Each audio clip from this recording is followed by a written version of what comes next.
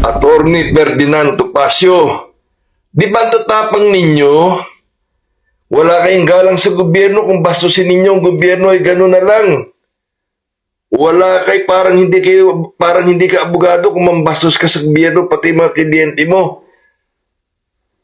Hindi kayo pinatulan ng gobyerno matagal na panahon, maximum tolerance in-apply sa inyo. Pero kayo mga abusado, wala kayong gusto kundi pabaksakin ng gobyerno. Puro pambabastos sa Pangulo at sa mga opisyal ng gobyerno. Ano na ngayon?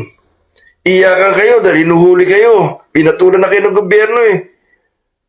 Ano masasabi mo?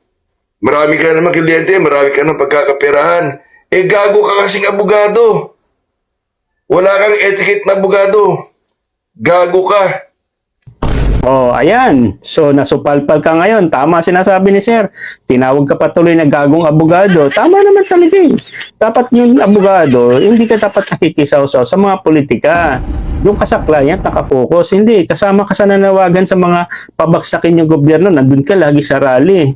Diba? Wala ka namang naipanalong kaso. Diba? Balitang-balita yan. Kaya sumasali ka sa mga rally para magkakapera ka. Dapat kasama to sa kinasuhan ng inciting to sedition eh. Kasama itong retired General Romeo Poques. Dapat kasama na ito eh. Kasi isa din to sa nananawagan eh. Pero may tamang panahon para sa'yo. Kasi ang gobyerno ngayon, si PBBM, nako, pagka may kasalanan ka, papakulong ka talaga. Abangan mo yan, Atty. Topacio. Ayan, so ito yung karugtong dun sa explanation ko.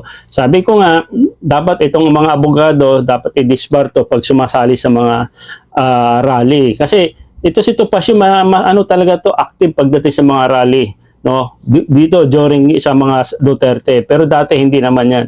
Kaya dapat ito, dapat makasuhan din to sa inciting to sedition at saka pwede ito ipa-disbar din, di ba? So yun yung pananawagan natin sa mga abogadong, alam mo yun, sila yung tagapagtanggol pero iba yung mga sinasabi nila, di ba?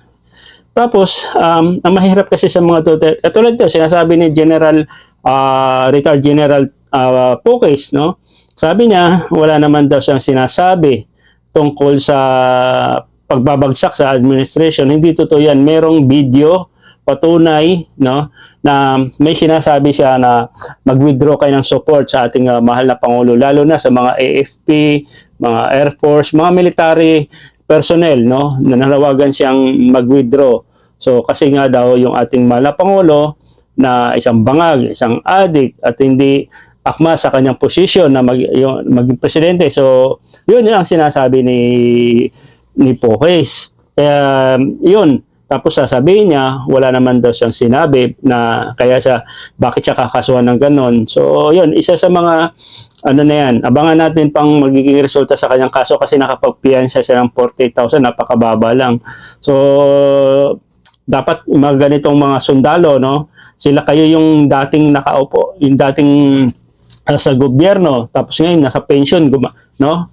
Dapat tanggalin na rin ang pension nito pagka may mga sundalong na nakikisama sa mga ganitong gawain. Dapat para sa akin, no, bilang presidente, kung ako, tanggalan ko ng pension para madala. Kasi nung nasa gobyerno, okay, pero nung nakalabas na sila dyan, sumasali na sa mga kumukontra na sila sa gobyerno, hindi maganda yon. Na dating gobyerno ka, military ka pa, tapos ngayon, kakalabanin mo yung gobyerno kasi ganito, ganyan, ay hindi maganda. Para sa akin, tanggalan dapat to ng pension itong mga ganitong tao para madala, para hindi natularan sa mga ibang magre-retired na. So, retired ka na nga, may pension ka na, tatanggalan ka pa, ay masaklap para sa iyan.